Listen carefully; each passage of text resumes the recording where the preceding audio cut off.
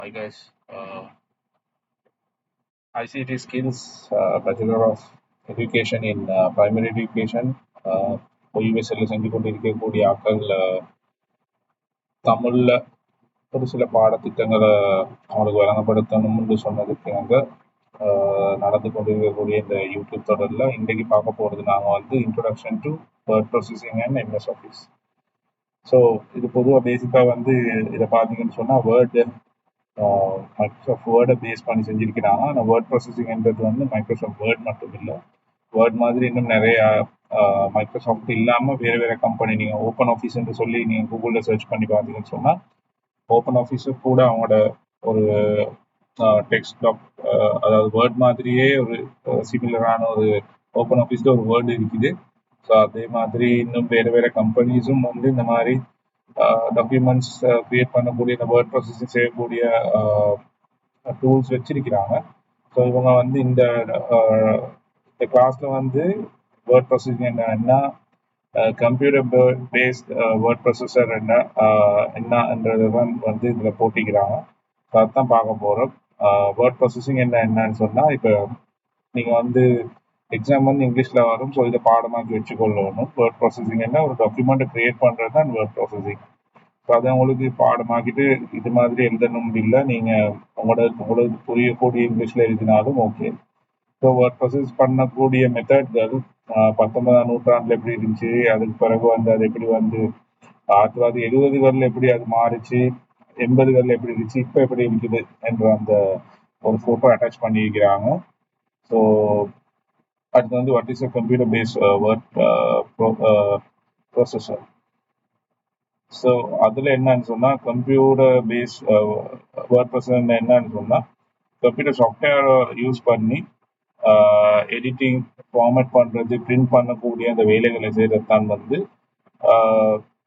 Computer based word processing.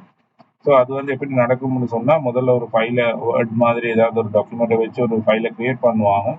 அது பிறகு அதை எடிட் பண்ணுவாங்க, அப்புறம் சேவ் பண்ணுவாங்க, பிரிண்ட் பண்ணுவாங்க. ஸோ இந்த ப்ராசஸ் தொடர்ந்து நடந்து கொண்டே இருக்கும்.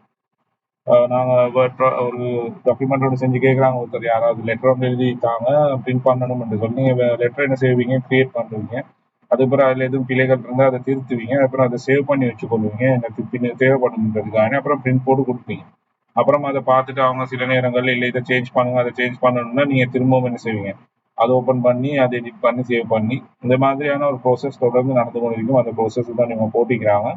அதே போல் characteristic and features of word processing software.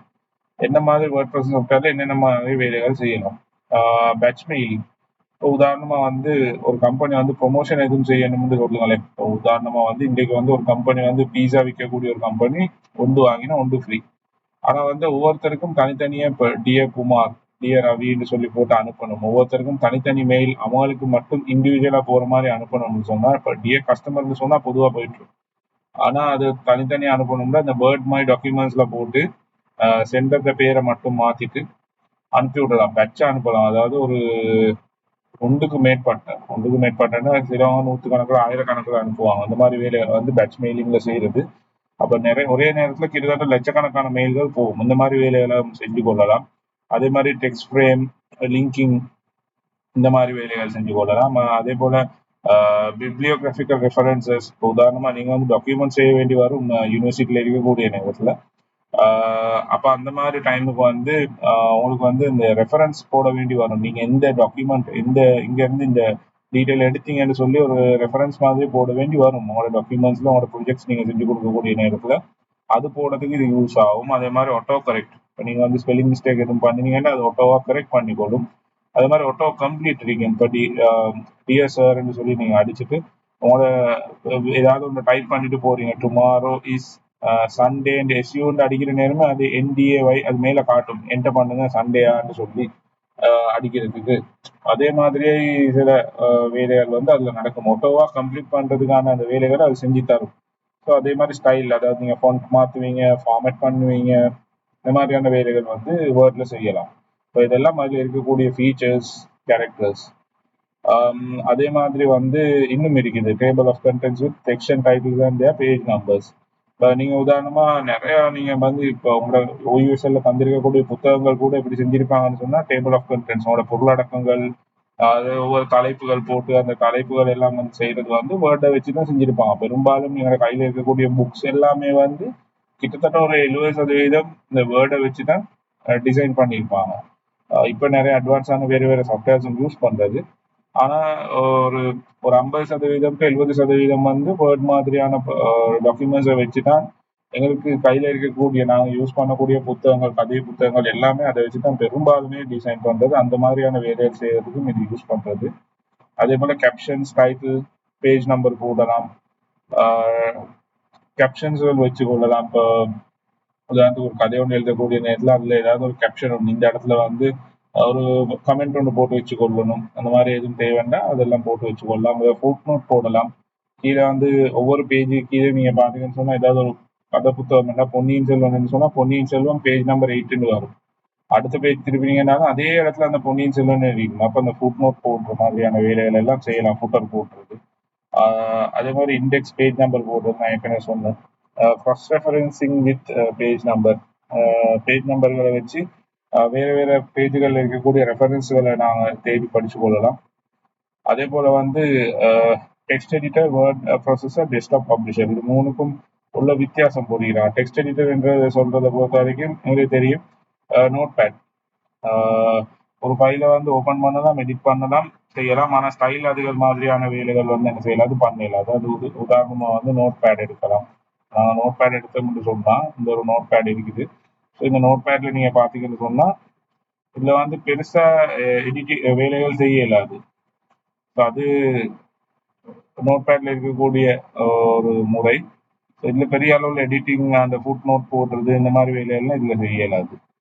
So அது ஒரு நோட் பேடினுடைய ஒரு இது. அதனால தான் அது எடிட் பிளெயின் டெக்ஸ்ட் எடிட் பண்ற மாதிரி வேலையை தான் செய்யலாம். இப்போ ஓரளவுக்கு நோட் பேட் கொஞ்சம் அட்வான்ஸ் ஆயிருக்கு விண்டோஸ் 11க்கு பிறகு. அப்புறம் வந்து வேர்ட் ப்ராசஸர், மைக்ரோசாஃப்ட் வேர்ட். இப்போ நாம வேர்டு எடுத்து பார்த்தோம்னு சொன்னா அதே இதை வந்து நாம இதில் டைட்டில் போடலாம், அன்லைன் பண்ணலாம், இந்த மாதிரி வேலையெல்லாம் செய்யலாம். ஆரம்ப காலத்தில் வந்து நோட் பேட்ல அதெல்லாம் செய்ய இயலாது. ஸோ நோட் பேடை பொறுத்த வரைக்கும் அதுதான் நோட் பேட்ல இருக்கக்கூடிய ஒரு என்ன சொல்ற, நோட் பேடுக்கும் வேர்டுக்கும் உள்ள பெரிய டிஃபரன்ஸ். அதே போல வந்து டெஸ்க்டாப் பப்ளிஷர்ஸ், அதை பொறுத்தவரை enabling them to create high quality documents with both text and graphics. உதாரணமா பப்ளிஷர், மைக்ரோசாஃப்ட் வந்து பப்ளிஷர்னு சொல்லி ஒரு அப்ளிகேஷன் இருக்குது. அதுல வந்து இன்னும் ஹை குவாலிட்டியா என்ன செய்யலாம்னு சொன்னா சில விஷயங்களை செஞ்சு கொள்ளலாம். டெக்ஸ்ட், கிராபிக்ஸ் மாதிரியான விஷயங்கள் போடலாம், போட்டு பிரிண்ட் பண்ணலாம். இதே வேலையில் இது மூணுலயும் வந்து கிட்டத்தட்ட ஒரே மாதிரி தான், ஆனா ஃபீச்சர்ஸ்ல நிறைய மாற்றங்கள் இருக்குது. இப்போ உதாரணமா ஐபோனுக்கும் ஆண்ட்ராய்ட் ஃபோனுக்கும் இடையில நிறைய ஃபீச்சர்ஸ்ல மாற்றங்கள் இருக்கும். அந்த மாற்றங்களை பற்றி தான் இவங்க சொல்றாங்க. அதே மாதிரி வந்து word exercising existing word processing packages, என்னென்ன மாதிரியான வேர்ட் ப்ராசஸிங் பேக்கேஜஸ் வந்து இருக்குதுன்னு சொல்லி இதில் போட்டிருக்கிறாங்க. இதோட கொஞ்சம் நீங்க பார்த்துக்கோங்க என்னென்ன மாதிரியான வேர்ட் ப்ராசஸிங். இப்போ உதாரணமாக வந்து இது கமர்ஷியல் சாஃப்ட்வேர் ஒன்று தான் இந்த மைக்ரோசாஃப்ட் வேர்ட். ஸோ அதை வந்து இவங்க அதில் போட்டு வச்சுக்கிறாங்க. டெக்ஸ்ட் மேக்கர், நான் ஏற்கனவே சொன்ன சில வேர்ட் ப்ராசஸிங் சாஃப்ட்வேர்ஸ் இருக்குதுன்னு சொல்லி. ஃப்ரீயா யூஸ் பண்ணக்கூடியது நான் சொன்ன ஓப்பன் ஆஃபீஸ் 20 இருக்குமென்னு சொல்லி ஓப்பன் ஆஃபீஸ் ரைட்டரை யூஸ் பண்ணி கொள்ளலாம். அதே மாதிரி ஆன்லைன்ல வந்து நீங்க பாத்தீங்கன்னு சொன்னா ஜோஹோ, ஜி ஆஃபீஸ் இந்த மாதிரி எல்லாம் போட்டிக்கிறாங்க. இப்போ கூகுள்கிட்ட கூட நீங்க வந்து கூகுள் வந்து வேர்ட், கூகுள் எக்ஸல் ஃபைல் எல்லாம் வந்து ஆன்லைன்ல யூஸ் பண்ணி கொள்ளலாம். அவங்களோட ஸ்ப்ரெட் ஷீட்ஸ் எல்லாம் வந்து ஆன்லைன்ல இருக்குது. ஸோ இந்த மாதிரியான 3 விதமா வந்து இருக்குது இந்த பேக்கேஜஸ் யூஸ் பண்ணக்கூடிய விதங்கள். ஸோ இது வந்து ஃப்ரீ ஆஃப் சார்ஜ், அதே மாதிரி கமர்ஷியல், அதே போல ஆன்லைன். ஸோ அதை ஞாபகம் வச்சுக்கோங்க. அதுபோல இப்போ இந்த ஃப்ரீ ஆஃப் சார்ஜ்ல வரக்கூடியது எப்படி என்று சொல்லி அவங்க போட்டிருக்கிறாங்க. அதில் வந்து முதலாவது வந்து அபிவேர்டுன்னு சொல்லி வந்து அது எல்லாமே வந்து பெரும்பாலும் இந்த ஃபுட் நோட் போடுறது, டெம்ப்ளேட் போடுறது, இந்த மாதிரியான வேலைகள் தான். ஸோ இது வந்து பெரும்பாலும் ரன் ஆகுறது வந்து லினக்ஸ்ல ரன் ஆகும், சோலாரிஸ், மேக்ஓஎஸ், நான் ஆல்ரெடி சிஸ்டம்களை பற்றி படிச்சிருந்தோம். ஸோ அது மாதிரி வேலைகள் வந்து இது செய்யும். இதில் வந்து அட்வான்ஸ் கிராமர் செக்கிங் சிஸ்டமும் இதில் இருக்குதுன்னு சொல்லி போட்டிருக்காங்க. ஸோ அதை ஞாபகம் வச்சுக்கோங்க. அதே போல கேவேர்டுன்னு சொல்லி உண்டு. அதில் இருக்கக்கூடிய ஃபீச்சர்ஸை வந்து அவங்க போட்டிருக்கிறாங்க. இதில் வந்து ஹெடர்ஸ், ஃபுட்டர்ஸ் போடலாம். பெரும்பாலும் எல்லாமே ஞாபகம் வச்சுக்கொள்ள வேண்டியது ஒன்று தான். ஒவ்வொன்றையும் தனித்தனி ஞாபகம் வச்சுக்கொள்ள தேவையில்ல. பெரும்பாலும் எல்லாத்துலேயுமே வந்து இந்த ஹெடர், ஃபுட்டர் போடுறது, டிசைன் பண்ணுறது, ஹெட்டிங் போடுறது, போல்ட் பண்றது, அண்டர்லைன் பண்றது, இந்த மாதிரியான வேலைகள் தான் இருக்கு. காமனான விஷயங்கள் ஞாபகம் வச்சுக்கொண்டீங்கன்றாலே போதும். ஓரளவுக்கு கொஞ்சம் அட்வான்ஸா என்னென்ன இருக்குதுன்னு சொல்லி பார்த்துக்கொண்டீங்கன்னா உங்களுக்கு ஈஸியா வந்து அது மாதிரியான விஷயங்களை கேள்வி வந்துட்டா எழுதி கொள்ளலாம். இதுல பாருங்க, இந்த auto correction, auto generation, chapter numbering, இது எல்லாமே வந்து காமனா எல்லாத்துலயுமே இருக்கு. இப்படி கேவேர்ட்ல தான் இருக்கணும்னு சொல்லி இல்லை, அது எல்லாத்துலயுமே இருக்கு. ஸோ அதுகளை நீங்க ஞாபகம் வச்சுக்கோங்க. ஸோ ஈஸியா உங்களுக்கு என்ன செய்யலாம்னு சொன்னா அதை போட்டுக்கொள்ளலாம். டேபிள் பண்றது, சில டேபிள்கள் மாதிரி உங்களுக்கு செய்யணும்னு சொன்னா டேபிள் மாதிரி போட்டுக்கொள்ளலாம். இந்த மாதிரி வேலையெல்லாம் செய்யலாம். அதே போல ஓப்பன் ஆஃபீஸும் வந்து நான் ஏற்கனவே சொன்னா ஓப்பன் சோர்ஸ், அது டோட்டல் ஃப்ரீ. மைக்ரோசாஃப்ட் மாதிரி அது கமர்ஷியல் சாஃப்ட்வேர் ஒன்று இல்லை, பே பண்ணி நீங்க எடுக்க வேண்டிய தேவை ஒன்று இல்லை. ஸோ அதுல இருக்கக்கூடிய ஃபீச்சர்ஸ் வந்து அவங்க போட்டிருக்காங்க. உங்களுக்கு தேவைன்னு சொன்னா இதை பாஸ் பண்ணிட்டு இதை வாசிச்சு பார்த்துக்கோங்க. அதே போல ஃபீச்சர்ஸ், ஓப்பன் ஆஃபீஸில் இருக்கக்கூடிய ஃபீச்சர்ஸ் ஏற்கனவே சொன்ன மாதிரி எல்லாமே சேம் ஃபீச்சர்ஸ் தான் பெரும்பாலும். Auto correct, auto complete, style and formatting, illustrator, table, spell checker, இந்த பிப்ளியோகிராஃபிக்கல் ரெஃபரன்சஸ். ஸோ இது எல்லாமே வந்து சேமாக தான் இருக்கு. அதே போல் மைக்ரோசாஃப்ட் வேர்டை பற்றி கொஞ்சம் போட்டிங்கன்னா, இந்த மைக்ரோசாஃப்டாக தயாரிக்கக்கூடியது இது மேக்ஓஎஸ்ல ரன் ஆகும், விண்டோஸ்ல ரன் ஆகும். இதுல லேட்டஸ்ட் வெர்ஷன் என்னன்னு சொல்லி இது 2021 போட்டிங்கன்னா, ஆனால் இப்போ 25 வெர்ஷன் கூட வந்துருச்சு. ஸோ அது ஞாபகம் வச்சுக்கோங்க. Working with computer keyboard, basic knowledge. Computer கீபோர்டில் வந்து உங்களுக்கு வந்து இருக்கக்கூடிய பேசிக் நாலேஜ் வந்து இதில் கவர் பண்ண இருக்கிறாங்க. Ability to work with similar Tamil, English, இந்த லே அவுட்டுகளை வச்சு பார்க்கலாம். இம்ப்ரூவ் எப்படி டைப்பிங் ஸ்பீட் இம்ப்ரூவ் பண்ணுறதுன்றது தான் இந்த செக்ஷனுடைய நோக்கம். அதுதான் கீபோர்டுடைய லே அவுட். நார்மலாக வந்து நீங்கள் கம்ப்யூட்டர் கீபோர்டுன்னு பார்த்துருப்பீங்க. இதில் வந்து இந்த கண்ட்ரோல் கீஸ்ன்னுவாங்க, அதில் இந்த கலரில் உள்ளதெல்லாம் கண்ட்ரோல் கீஸ். இதெல்லாம் டைப் பண்ணக்கூடிய ஏபிசிடி எல்லாம் இதில் இருக்கும். அதே மாதிரி ஃபங்க்ஷன் கீஸ் F1 F2ன்னு சொல்லி இருக்கும். ஸோ அதை ஒரு ஞாபகம் வச்சுக்கோங்க. இது வந்து நேவிகேஷன் கீஸ், அப் டவுன் அந்த மாதிரி போகிறது. இப்போ இதுலேயுமே வந்து சில ஃபங்க்ஷன் கீஸ் இருக்கும். ஆனால் இது வந்து உண்மையிலே நியூமரிக்கல் பேட். ஸோ அதான் நீங்கள் நியூமரிக்கல் பேட்னு சொல்லி போடுவீங்க. இதுலேயும் சில ஃபங்க்ஷன் வேலைகளை வந்து செஞ்சு கொள்ளலாம். பேஜ் அப் பண்ணுறது, டவுன் பண்ணுறது, இந்த மாதிரியான வேலைகள். ஸோ இதை பார்த்தீங்கன்னு சொன்னால் ஒவ்வொன்றையும் தனித்தனியாக குறித்து காட்டிக்கிறாங்க, இது எல்லாம் என்ன செய்யறதுன்னு சொல்லி. இது இந்த எஃப் கீஸ் என்ன எஸ்கேப் கீ, அது மாதிரியான டீட்டெயில்ஸ் போட்டிக்கிறாங்க. இதையும் மேலோட்டமாக பார்த்துக்கோங்க, ஞாபகம் வச்சுக்கோங்க. சில நேரம் குறிக்க வேண்டி வந்தால் உங்களுக்கு குறிக்க வேண்டி வரும் எக்ஸாம்பிள். அதே போல் அல்ஃபா நியூமரிக் கீஸ், என்னென்ன அல்ஃபா நியூமரிக் கீஸ் இருக்குதுன்னு சொல்லி அவங்க போட்டிருக்கிறாங்க. ஸோ $, இந்த மாதிரி பெர்சன்டேஜ். அல்ஃபா நியூமரிக்னா என்னன்னு சொல்லி ஒரு ஞாபகம் வச்சுக்கோங்க. நம்பர்ஸ் வரும், லெட்டர்ஸ் இருந்தால் வந்து அது எப்படி வரும், சிம்பிள்ஸ் இருந்தால் எப்படி வரும். ஸோ இது எல்லாத்தையும் வந்து இந்த 3 விஷயம் உள்ளடங்குது அல்ஃபா நியூமரிக்குள்ள. அது எப்படி வரும்ன்ற பேட்டர்னை ஞாபகம் வச்சுக்கோங்க. அப்போ உங்களுக்கு எழுதிட்டு போகலாம். சிம்பிள்னா உங்களுக்கு ஆட்டோமேட்டிக்காகவே தெரியும், செமிகோலன், டாட் வைக்கிறது, கொமா போடுறது, இந்த மாதிரியான விஷயங்கள். 3 சிம்பிளை போடுங்க, அந்த மாதிரி ஏதாவது வந்ததுன்னு சொன்னால் அந்த மாதிரி எழுதிப்போம். அடுத்த வந்து ஃபங்க்ஷனல் கீஸ், F1லேருந்து F12 மட்டும் வரக்கூடிய கீஸ். இது வந்து ஸ்பெசிஃபிக்கான ஏதாவது ஒரு டாஸ்கை பெர்ஃபார்ம் பண்ணுறது யூஸ் பண்ணுறது. நாங்கள் ஓஎஸ் இன்ஸ்டால் பண்ணுறதை பற்றி பார்த்துருந்தோம். மைக்ரோசாஃப்ட் விண்டோஸ் இன்ஸ்டால் பண்ணுறது. ஸோ இன்ஸ்டால் பண்ணனேன்னா யூஎஸ்பி கீயை வந்து யூஎஸ்பியில் உங்களுக்கு வந்து ஓஎஸை லோட் பண்ணிவிட்டு அதை யூஎஸ்பியில் போட்டு மெஷினை ரீஸ்டார்ட் பண்ணக்கூடிய நேரத்தில் நீங்கள் சும்மா ரீஸ்டார்ட் பண்ணீங்கன்னா திரும்பவும் உங்களோட ஓஎஸ்குள்ளே தான் ரிட்டர்ன் ஆகும், வந்து கொண்டே இருக்கும். நீங்கள் F2 கீ அமர்த்தினீங்கன்னு சொன்னால் அது வந்து உங்களை வந்து அந்த அதாவது உங்களோட ஹார்ட் டிஸ்க்ல இருக்கிற விண்டோஸை பூட் பண்ணணுமா இல்லாட்டி யூஎஸ்பியில் இருக்கிற விண்டோஸை பூட் பண்ணணுமான்னு கேட்கும். அப்போ உங்களுக்கு விண்டோஸை பூட் பண்ணணும்னு கொடுத்தீங்கன்னு சொன்னால் அங்கேருந்து என்ன செய்யலாம், உங்களோட விண்டோஸ் இன்ஸ்டாலேஷனை ஸ்டார்ட் பண்ணலாம். ஸோ இந்த எஃப்கீஸ் எல்லாம் இதுக்கு தான் உதவுறது பெரும்பாலும். லேப்டாப்ல எல்லாம் நீங்கள் பார்த்தீங்கன்னு சொன்னால் மியூட் பண்ணுறதுக்கு, சவுண்ட் கூட்டுறது, குறைக்கிறது, டிஸ்பிளேட வந்து பிரைட்னஸை கூட்டுறது, குறைக்கிறது, இந்த மாதிரி வேலைகளுக்கும் இந்த ஃபங்க்ஷன் கீஸ் வந்து யூஸ் ஆகும். ஸோ அதை ஞாபகம் வச்சுக்கோங்க. இந்த யூசஸ் ஆஃப் ஃபங்க்ஷன் கீஸ் ஏற்கனவே சொன்ன மாதிரி இந்த ரீநேம் பண்ணுறது, சர்ச் பண்ணுறது, அதே மாதிரி ஓல்டா கீ இருக்குது. கீயோட F4 நீங்கள் அமர்த்திங்கன்னு சொன்னால் வந்து ஏதாவது ஒரு டாக்குமெண்ட்டோ எதுவும் ஓப்பன் ஆயிருந்தேன்னு அது வந்து க்ளோஸ் ஆகும். F5 அடுத்து அடிச்சிங்கன்னு சொன்னால் ரீஃப்ரெஷ் ஆகும். இந்த மாதிரி இந்த விஷயங்களை பொறுக்க பார்த்து வச்சுக்கோங்க. உங்களுக்கு இதை வாசிக்கணும்னு சொன்னால் பாஸ் பண்ணிட்டு வாசிங்க. அதே மாதிரி கண்ட்ரோல் கீஸை பொறுத்த வரைக்கும் அது வந்து பெரும்பாலும் இன்னொரு கீயோட வந்து கம்பைனாக யூஸ் பண்ணுறது. ஸோ அதுதான் போட்டிக்கிறாங்க. இது வந்து தனியாக யூஸ் பண்ணலாம், ஆனால் கம்பினேஷன் வித் அதர் கீஸோட யூஸ் பண்ணுறது இந்த கண்ட்ரோல் கீஸ். கண்ட்ரோல் எஸ் அடிச்சிங்கன்னா ஒரு டாக்குமெண்ட் வந்து இப்போ நீங்கள் இப்போ நான் இந்த டாக்குமெண்ட் சேவ் இது பண்ணுறேன், கண்ட்ரோல் எஸ் அடிச்சு இது சேவ் பண்ணவான்னு கேட்கும். இது நான் கண்ட்ரோல் எஸ்ஸை நான் கிளிக் பண்ணினேன். ஸோ அதே மாதிரி கண்ட்ரோல் பி அடிச்சிங்கன்னு சொன்னால் பிரிண்ட் பண்ணவான்னு கேட்கும். ஸோ இது கண்ட்ரோல் பி அடிச்சிருந்தாங்க. ஸோ அந்த மாதிரியான வேலைகள் கண்ட்ரோல் கீஸ் வந்து அதுதான் யூஸ் பண்ண. அதே மாதிரி கண்ட்ரோல் ஆல்ட்டும் டிலீட் அடிச்சிங்கன்னு சொன்னால் எங்களுக்கு வந்து டாஸ்க் மேனேஜர் போட்டுக்கொள்ளலாம், இல்லாட்டி விண்டோஸ் பாஸ்வேர்ட் சேஞ்ச் பண்ணுறது இந்த மாதிரியான ஆப்ஷன்ஸ்கள் சிலதுகள் வரும். ஸோ அடுத்தது வந்து கீபோர்ட் ஷார்ட்கட். கண்ட்ரோல் பி அடிச்சா போல்ட் பண்ணலாம். நான் ஏற்கனவே சொன்ன விஷயங்கள். கண்ட்ரோல் எஸ் அடிச்சா சேவ் பிரிண்ட் பண்ணலாம். கண்ட்ரோல் இசட் அடிச்சா வந்து அன்டூ பண்ணலாம். கண்ட்ரோல் சி அடிச்சா காப்பி பண்ணலாம். எக்ஸ் அடிச்சா கட் பண்ணலாம். அந்த டீட்டெயில்ஸ் இதை ஞாபகம் வச்சுக்கோங்க. ஒரு சில நேரம் பெரும்பாலும் வேர்டில் யூஸ் பண்ணக்கூடிய ஆளுக்கு இது ஞாபகம் இருக்கும், செஞ்சு பார்த்துருப்பீங்க. ஸோ அடுத்து வந்து இந்த alter and underline letter to open the corresponding menu.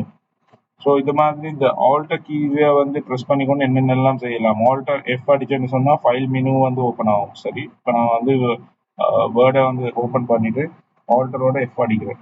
இப்போ வந்து நீங்கள் பார்த்தீங்கன்னா ஃபைல் மெனு ஓப்பன் ஆச்சு எனக்கு.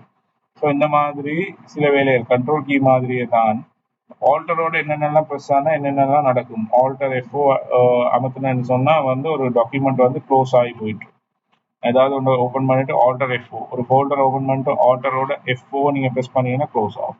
அதுதான் ஆல்டர் கீயோட வேலை.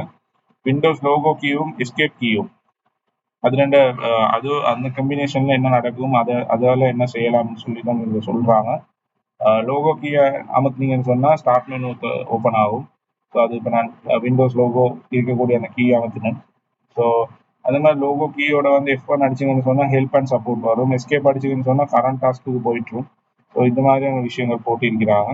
ஸோ ஷிஃப்ட் கீ, ஷிஃப்டோட நீங்கள் ஏதாவது ஒரு கீ அடிச்சிங்கன்னா, உதாரணத்துக்கு வேர்ட் நான் டாக்குமெண்ட்டுக்கு போகிறேன்.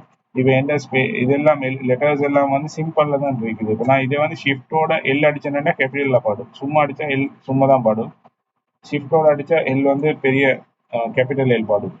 ஸோ அது ஷிஃப்டில் இருக்கக்கூடிய சில இது. அதே மாதிரி கேப்ஸ்லாக்லேயும் நீங்கள் பண்ணலாம். கேப்ஸ்லாக் வந்து நீங்கள் ப்ரெஸ் பண்ணிட்டு ஒன்ஸ் நீங்கள் ப்ரெஸ் பண்ணிட்டீங்கன்னா எல்லாமே அப்பர் கேஸ் மாறிடும். திரும்ப ப்ரெஸ் பண்ணிங்கன்னா எல்லாம் லோ கேஸுக்கு மாறிடும். டப் எல்லாம் வந்து நீங்கள் அடிச்சுக்கணும்னு சொன்னால் ஸ்பேஸ் வந்து வளமையான ஸ்பேஸை விட கொஞ்சம் கூட ஸ்பேஸ் வந்து போகும். ஸோ இது நீங்கள் பார்த்தீங்கன்னு சொன்னால் இப்போ நான் ஸ்பேஸ் அடிச்சுட்டு போகிறேன். இப்போ நான் கொஞ்சம் ஃபாண்ட்டை பெருசாகிறேன்னு ஒரு. ஸோ இப்போ நான் கேப்ஸ்லாக் அடிச்சுட்டேன். ஸோ இப்போ எல்லாமே கேப்ஸில் வருது பார்த்தீங்கன்னு சொன்னேன். இப்போ திரும்ப கேப்ஸ் அடிச்சுட்டேன், எல்லாமே சிம்பிளில் வருது. ஸோ இப்போ நான் ஸ்பேஸ் அடித்தா ஒரு இதுதான் போகும். அதே வந்து டேப் அடிச்சேன்னு சொன்னால் கொஞ்சம் கூட ஸ்பேஸ் வருது. டேப் அடித்தா கொஞ்சம் கூட ஸ்பேஸ் வருது பார்த்தீங்கன்னா. ஸோ இது டேப்பில் இருக்கக்கூடிய ஒரு அட்வான்டேஜ் வந்து டேப் கீழே ஸ்பேஸ் வந்து கூடுதலான ஸ்பேஸ் கிடைக்கும். ஸோ என்டர் கீ நீங்கள் யூஸ் பண்ணியிருப்பீங்க. என்டர் அடிச்சிங்கன்னு சொன்னால் ஒரு லைன் கீழே வரும். ஸ்பேஸ் அடிச்சிங்கன்னா ஸ்பேஸ் நான் ஏற்கனவே சொன்னேன். பேக் ஸ்பேஸ் அடிச்சிங்கன்னு சொன்னால் அழிக்கலாம். ஸோ இது நான் பேக் ஸ்பேஸ் அடிச்சுட்டு போகிறேன். பேக் ஸ்பேஸ் கீயோட வேலை கீபோர்டில் இருக்கக்கூடிய. Improve English typing speed by using typing master. ஆரம்ப காலத்தில் டைப்பிங் மாஸ்டர்ன்ற ஒரு சாஃப்ட்வேர் ஒன்று வந்துச்சு. ஸோ அது என்ன செய்யும்னு சொன்னால் இப்போ யூஸ் பண்ணுறது. நான் பெரும்பாலும் இப்போ பெரும்பாலும் டைப்பிங் ஓட தொடர்புப்பட்டவங்க அந்த சாஃப்ட்வேரை போட்டு படிக்கிறது நல்ல. அதை ஒரு ஞாபகம் வச்சுக்கோங்க. நீங்கள் எதுவும் ஒருவேளை நீங்கள் இந்த யூனிவர்சிட்டி அவுட் ஆகக்கூடிய நேரத்தில் உங்களுக்கு ஒரு ஸ்கூலில் நீங்கள் ஒர்க்குக்கு போகக்கூடிய நேரத்தில் சில நேரம் ஒரு டைப்பிங் துறையில் உங்களுக்கு எதுவும் வேலை கிடைச்சதுன்னு சொன்னால் உங்களுக்கு இந்த டைப்பிங் மாஸ்டர் மாதிரியான சாஃப்ட்வேரை போட்டு அதில் எங்களோட டைப்பிங் ஸ்பீடை இம்ப்ரூவ் பண்ணலாம். எந்தெந்த விரலுக்கு என்னென்ன கீயை நாம் யூஸ் பண்ணணும். அதே போல் வந்து அதில் வந்து அந்த சாஃப்ட்வேர் வந்து உங்களை கைட் பண்ணும். எப்படி நீங்கள் டைப் பண்ணி பழகுறது, புது புது லெட்டர்ஸ் தரும் நீங்கள் டைப் பண்ணி பார்க்கறதுக்கு. அதே நேரம் கீபோர்டை பார்க்காம, இப்போ நாங்கள் இப்போ வளமையாக வந்து கீபோர்டை பார்த்து தான் டைப் பண்ணோம். கீபோர்டை பார்க்காம எப்படி டைப் பண்ணுறது, அதுக்கு எல்லாமே வந்து உங்களுக்கு வந்து ஒரு என்ன சொல்றது கைட் மாதிரி அந்த சாஃப்ட்வேர் செய்யும். ஸோ அதுதான் டைப்பிங் மாஸ்டர். அதே மாதிரி introduction to MS Office 2016. Microsoft ஆஃபீஸ்ன்ற என்ன என்ற அந்த டீட்டெயில்ஸ் போட்டிக்கிறாங்க. உங்களுக்கு பெரும்பாலும் தெரிஞ்சிருக்கும். இதுதான் மைக்ரோசாஃப்ட் ஆஃபீஸ். ஆஃபீஸில் வந்து ஆஃபீஸ்ன்றா வந்து வேர்ட் மட்டும் இல்லை, அதில் எக்ஸல் வரும், நிறையா இன்னும் பேக்கேஜஸ் நிறையா வரும். ஸோ அந்த டீட்டெயில்ஸ் தான் இங்கே போட்டிக்கிறாங்க. இது வேர்ட், இது எக்ஸல், பவர் பாயிண்ட், அவுட்லுக், இமெயில்ஸ்களை ரிசீவ் பண்ணுறதுக்கு இந்த மாதிரி ஆக்சஸ், டேட்டாபேஸ் யூஸ் பண்ணுறதுக்கு ஆக்சஸ், இந்த மாதிரி ஒரு டோட்டல் கம்ப்ளீட் பேக்கேஜ். அதே மாதிரி பப்ளிஷர் மேலே போட்டிருந்தாங்க. இது பப்ளிஷருடைய லோகோ, ஒன் நோட்னு சொல்லி ஒன்று இருக்குது. அவன் நிறைய அந்த ஆஃபீஸோட சேர்ந்து நிறைய பேக்கேஜஸ் வரும். ஸோ அந்த டீட்டெயில்ஸ் தான் அதில் போட்டிக்கிறாங்க.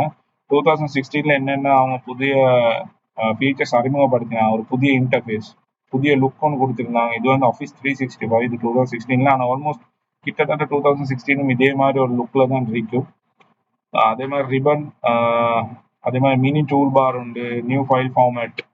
ஸோ அந்த மாதிரி சிஸ்டங்கள் கொண்டு வந்தீங்கன்னா இதுதான் இந்த பழைய ஃபார்மேட், புது ஃபார்மேட், புதிய புதிய ஃபீச்சர்ஸ் பண்ணி நீங்கள் கூட பார்த்துருப்பீங்க. ஆரம்ப காலத்தில் நீங்கள் ஆண்ட்ராய்ட் பாவிக்கிற நேரம், ஃபோன் யூஸ் பண்ணுற நேரம் வந்து இருந்த யூஸ் இன்டர்ஃபேஸில் இப்போ இருக்குது. இப்போ ரொம்ப அழகான இன்டர்ஃபேஸ். கொஞ்சம் கொஞ்சமாக காலம் போக போக போக போக போக வித்தியாசமாகும். புது புது அப்டேட்டுகள் வர நேரம் நீங்கள் ஆப்பில் பார்த்துருப்பீங்க. புது புது அப்டேட்ஸோட புது புது இன்டர்ஃபேஸ் சேஞ்சஸும் வந்திருக்கும். பட்டன்ஸில் கலர் மாற்றிருப்பாங்க, பட்டனில் சைஸ் மாற்றிருப்பாங்க, டிசைன் மாற்றிருப்பாங்க. அந்த மாதிரி தான் இது. ஸோ இதுதான் ரிபன், இந்த ரிபன் பார், இந்த மேலே இருக்கக்கூடிய பார் 2013 எப்படி இருந்துச்சு, 16 எப்படி இருந்துச்சுன்னு சொல்லி போடுகிறாங்க. இதுவும் உங்கள்கிட்ட ஸ்லைட்ஸ் இருந்தேன்னு சொன்னால் நீங்கள் பொறுமையாக பாருங்க, அப்படி பாஸ் பண்ணிட்டு பார்த்துக்கோங்க. இது வந்து எல்லாமே வந்து அந்த அந்த பிக்சர்ஸ் தான், அந்த ஸ்க்ரீன்ஷாட்ஸ் வந்து அட்டாச் பண்ணியிருக்கிறாங்க. உங்களுக்கு ஈஸியாக பார்த்துக்கொள்ளணுங்கிறதுக்காக வேண்டி ஸ்க்ரீன்ஷாட் எப்படி எடுக்கிறது, எப்படி பிக்சர் வந்து இன்சர்ட் பண்ணுறது, எப்படி பேக்ரவுண்ட் ரிமூவ் பண்ணுறது, இந்த மாதிரி வேலைகள் இதில் போட்டிக்கிறாங்க. ஷேர் பட்டன் இது. ஸோ இதெல்லாம் நீங்கள் வந்தேன்னு சொன்னால் ஞாபகம் வச்சு அதை இந்த வேர்ட் பாருங்கள். அப்படி இல்லாட்டி இந்த ஸ்லைடை ஓப்பன் பண்ணி கொண்டு நீங்கள் உண்மையிலே இது ஞாபகம் வச்சுக்கிறது ஈஸியான வழி என்னன்னு சொன்னால், வேர்ட் வந்து ஓப்பன் பண்ணி அந்த வேர்ட்ல இவங்க சொல்லியிருக்கக்கூடிய வேலைகளை அவங்க செஞ்சு பார்க்குறது. இன்சர்ட்னா கீ எங்கே இருக்குது அதை தேடி கண்டுபிடிங்க. பேக்ரவுண்ட் ரிமூவல் எங்கே இருக்குது, அதே மாதிரி ஷேர் கீ வந்து எங்கே இருக்குது, இந்த மாதிரியான டீட்டெயில்ஸ் எல்லாம் நீங்கள் பார்த்து அதை தேடி கண்டுபிடிச்சிங்கன்னு சொன்னால் உங்களுக்கு ஞாபகம் நிற்கும், ஈஸியாக எழுதி கொள்ளலாம் எக்ஸாம்பிள். அதே மாதிரி இருக்கக்கூடிய சில ஸ்பெஷல் ஃபீச்சர்ஸ், அடின்ஸ் இருக்குது, ஸ்க்ரீன்ஷாட் இருக்குது, online picture, online video, background remove பண்ணலாம். இப்போ இதில் வந்து ஆரஞ்ச் கலர் பேக்ரவுண்ட் இருக்குது, இதை ரிமூவ் பண்ணி விட்டோம்னு சொன்னால் இந்த ஆரஞ்ச் கலர் பேக்ரவுண்ட் இல்லாமல் போயிட்டு வேர்டில் இது செய்யலாம். இது கூட நீங்கள் பவர் பாயிண்ட்ல செஞ்ச ஒரு ப்ரெசன்டேஷன் தான். இந்த ப்ரெசன்டேஷன் பவர் பாயிண்ட்ல தான் டிசைன் பண்ணியிருக்கிறாங்க உங்களோட யூனிவர்சிட்டியால்.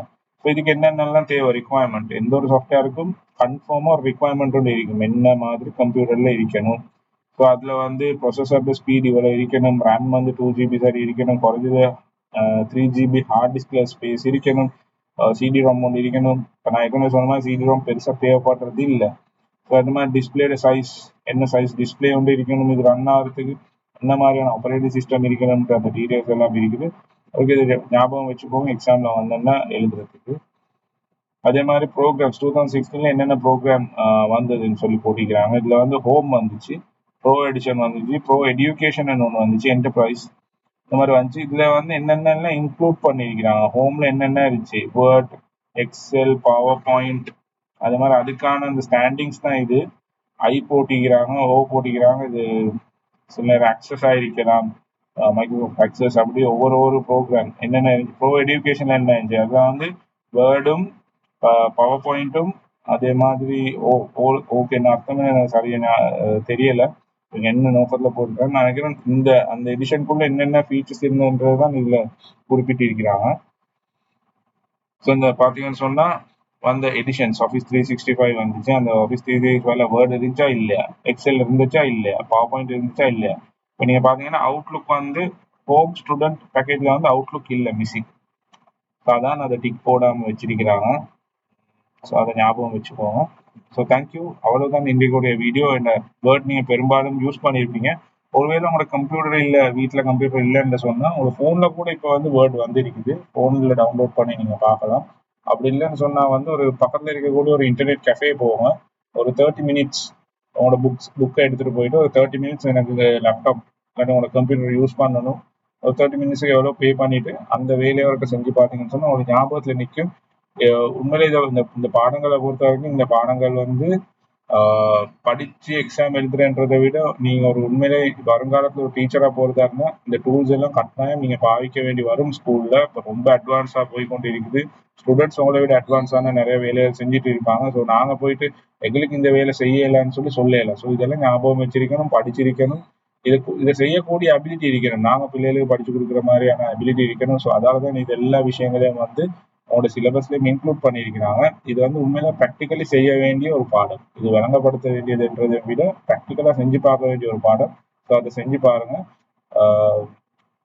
படிங்க. உங்களுக்கு தெரிஞ்சாங்களுக்கு இந்த வீடியோஸ்ல எதுவும் உங்களுக்கு பிரயோசனம் இருந்ததுன்னு சொன்னா உங்களுக்கு உங்களோட ஃப்ரெண்ட்ஸுக்கு ஷேர் பண்ணுங்க. So thank you. தேங்க்ஸ் ஃபார் வாட்சிங்.